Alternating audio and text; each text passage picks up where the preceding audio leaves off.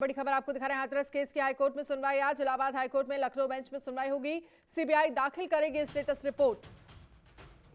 सरकार की तरफ से भी पेश किए जाएंगे ड्राफ्ट। 16 दिसंबर को सुनवाई के दौरान सीबीआई ने जांच के लिए कोर्ट से मांगा था वक्त। 18 दिसंबर को सीबीआई ने हाथरस के स्पेशल कोर्ट में दाखिल की थी चार्जशीट। सीबीआई ने चार्जशीट में कहा था चारों आरोपियों ने हत्या करने से पहले पीड़ित से गैंगरेप किया। इलाहाबाद हाईकोर्ट की लखनऊ बेंच में आज हाथरस केस की सुनवाई होगी। इससे पहले 16 दिसंबर को सुनवाई के दौरान केंद्रीय अन्वेषण ब्यूरो ने चार्जशीट दाखिल नहीं की थी और जांच पूरी करने के लिए वक्त मांगा था। तो सीबीआई ने हाथरस के स्पेशल कोर्ट में दाखिल की थी चार्जशीट, जिसके बाद कोर्ट ने अगली सुनवाई के लिए 27 जनवरी की तारीख तय की थी। 2 दिन बाद 18 दिसंबर को सीबीआई ने हाथरस की SC/ST कोर्ट में चारों आरोपियों संदीप, रामू, लवकुश और रवि के खिलाफ आरोप पत्र दाखिल किया था। सीबीआई ने पीड़ित के आखिरी बयान को आधार बनाकर कहा था कि चारों आरोपियों ने हत्या करने से पहले पीड़ित से गैंगरेप किया था। तो सरकार की तरफ से भी पेश किए जाएंगे, आज ड्राफ्ट पेश किया जाएगा। आज स्टेटस रिपोर्ट सीबीआई ने जांच के लिए हाथरस के स्पेशल कोर्ट में दाखिल की थी चार्जशीट। ओम पांडे हमारे साथ फोन लाइन पर जुड़ चुके हैं। ओम पांडे, हाथरस केस की हाईकोर्ट में आज सुनवाई होनी है, आपके पास फिलहाल क्या कुछ जानकारी है? इसके साथ ही इलाहाबाद हाईकोर्ट लखनऊ बेंच में आज सुनवाई करेगा, स्टेटस रिपोर्ट मांगी गई है इस मामले पर। देखिए अंशिका, आपको बता दूं, हाथरस की बेटी के कांड मामले पर आज इलाहाबाद की लखनऊ खंडपीठ सुनवाई करेगी, जिसकी सुनवाई दोपहर 3 बजे इसकी सुनवाई होगी और जस्टिस राजन राय की पीठ इस मामले की सुनवाई कर रहा है। लगातार जिस तरह से सीबीआई ने अपनी कोर्ट ने जहां लगातार इस मामले को लेकर के लगातार जो बैठक है, जो इस तरह से कोर्ट में बात की जाए तो चीजें बैठक चल रही है। इसमें सबसे महत्वपूर्ण बात यह है कि जिस तरह से सीबीआई ने इस मामले को लेकर सीबीआई से साफ तौर से कहा था कि इस मामले को लेकर के स्टेटस रिपोर्ट सौंपी जाए।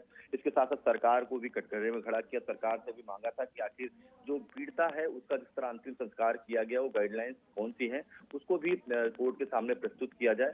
तो आज का दिन सबसे महत्वपूर्ण है हाथरस की बेटी के इंसाफ के लिए, क्योंकि जिस तरह से कोर्ट ने इस मामले को लेकर सीबीआई को भी स्टेटस रिपोर्ट सौंपने की बात कही और माना ये जा रहा है कि कोर्ट के सामने आज जो है वो अन्य जो रूल्स और गाइडलाइंस होती हैं अंतिम संस्कार की पीड़िता की, वो सौंपने की बात कही जा रही है। तो आज के दिन सबसे महत्वपूर्ण ये रहेगा कि सीबीआई जहां अपनी जो स्टेटस रिपोर्ट है कि आखिर किस तरह से इस मामले पर आखिर किन लोगों से पूछताछ हुई, कौन लोग दोषी हैं, किस तरह से उन चीजों को, उनके पिता को, उनके परिजनों को इंसाफ के लिए जो कार्य किया गया वो क्या है, और उसके साथ साथ सबसे बड़ी बात यह है कि जिस तरह से लगातार जो दोषी है उन पर किस तरह सीबीआई ने पूछताछ की, उन तमाम चीजों को लेकर के आज सीबीआई कोर्ट में अपनी जो स्टेटस रिपोर्ट है वो सौंपेगी। उसके साथ साथ अगर प्रशासन, जिला प्रशासन की बात कही जाए, क्योंकि जिला प्रशासन जिस व्यक्ति की ऐसे मौत होती है उस पर क्या गाइडलाइंस होती है, कैसे उनका अंतिम संस्कार कराया जाता है, उसको लेकर के माना जा रहा है कि कोर्ट के सामने आज जो है वो भी अपनी जो रूल्स और रेगुलेशन है वो कोर्ट के सामने प्रस्तुत कर सकते हैं, जिला प्रशासन प्रस्तुत कर सकता है। तो सबसे बड़ी बात यह है कि जिस तरह से जो हाथरस की बेटी है, जिस तरह से दोषियों की बात की जाए, दोषी पाया गया है, तो वहीं इस मामले को लेकर लगातार जो सुनवाई है उसका चरण चल रहा है। लगातार सीबीआई ने इसके पहले जहां तमाम अपनी बातें कोर्ट के सामने रखी थी, कोर्ट के साथ कोर्ट ने साफ तौर से दोनों को फटकार लगाई थी। उसके साथ जिला प्रशासन के तमाम अधिकारी भी मौजूद थे, उनको भी फटकार लगाई थी कि आखिर जिस तरह से पीड़िता का अंतिम संस्कार किया गया, क्या वो न्यायोचित है, क्या वो समाज हित में है, क्या उनके लिए वो तमाम जो चीजें होती हैं उनका पालन किया गया। इसके साथ साथ उन्होंने जो मौजूदा डीएम थे, मौजूदा जो एसएसपी थे, उनको भी जो है फटकार लगाई थी। उन्होंने कहा था कि आखिर बहुत से नियम पालन करते हुए जो है पीड़िता का अंतिम संस्कार कराया गया, क्योंकि साफ तौर से जो जिस तरह से दोषियों की बात की, दोषी पर क्या कार्रवाई की गई, क्योंकि पीड़ित परिवार की जो वकील है उनका साफ तौर से यही आरोप था, उनका साफ तौर से कोर्ट के सामने इसी बात को रखा गया था कि जिस तरह से कोर्ट की बात कही जाए, उनके साथ किसी भी तरह के जो सामाजिक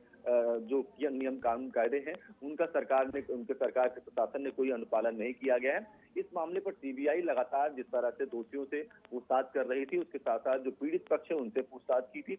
लगातार जो जीरो ग्राउंड पर रह करके सीबीआई ने उन तमाम साक्ष्यों को इकट्ठा किया था, उसके साथ आधार पर आज जो है ये सुनवाई होनी है और इस सुनवाई के माध्यम से कोर्ट के सामने जहां सीबीआई अपनी स्टेटस रिपोर्ट सौंपेगी, सीबीआई उन तमाम साक्ष्यों के आधार पर अपनी बात रखेगी। तो उसके साथ साथ माना जा रहा है कि जो हाथरस प्रशासन, जिला प्रशासन है, वो भी जो जिस तरह से इसकी मौत हुई थी, अंतिम संस्कार की बात कही जाए, क्योंकि आपको बता दूं अनन्या, जब भी ऐसे कांड होते हैं या उत्तर प्रदेश में जब भी कुछ ऐसी मौतें होती हैं तो सरकार की अपनी एक गाइडलाइंस होती है उनके अंतिम संस्कार कराने की। तो अंतिम संस्कार के जो गाइडलाइंस है, क्या उनका पालन किया गया, इन तमाम सामने। चलिए ठीक है, बहुत बहुत शुक्रिया इस तमाम जानकारी के लिए ओम पांडे। खबरों के निष्पक्ष विश्लेषण के लिए सब्सक्राइब करें Jantantra TV and press the bell icon. Never miss any update.